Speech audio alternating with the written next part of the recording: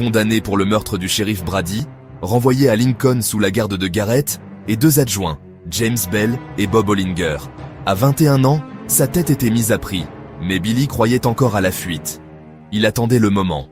Il savait qu'il suffirait d'un instant.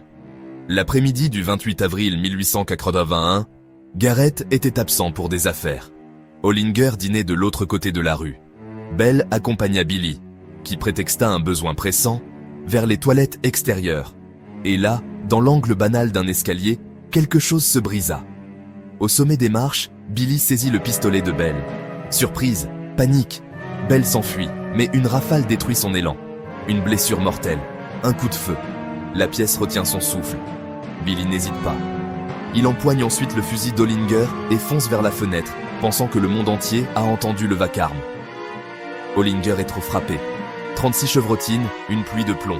Il s'effondre sans atteindre le sol, et Billy, monté à cheval, encore couvert de poussière et de sang, quitte la ville. La légende prend feu à cet instant précis. Son évasion fera la une au pays en moins d'une journée. En une nuit, Henry McCarthy devient mythe et chanson. À Lincoln, la communauté est abasourdie. Les gens qui l'aimaient, il était l'un des leurs, se sentent trahis et blessés.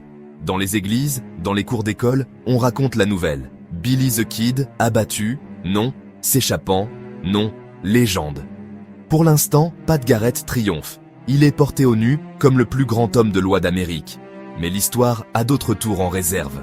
Garrett, quelques décennies plus tard, rongé par des dettes et des choix, sera abattu le long d'une route isolée en 1908.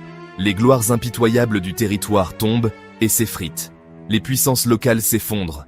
Les noms des magnates du bétail disparaissent. Henry McCarthy est mort, Billy Bonney aussi.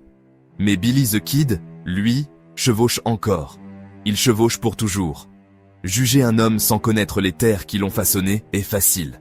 Vivre là où la vie n'est qu'un choix entre tuer ou être tué, cela transforme les décisions en nécessité. Parfois, ce n'est pas simplement une affaire de conscience. C'est de survie et de protection des siens. Et pourtant, chaque fois qu'un coup de feu est tiré, quelqu'un lira l'histoire et placera une étiquette. Meurtrier. La réalité est plus complexe que l'étiquette.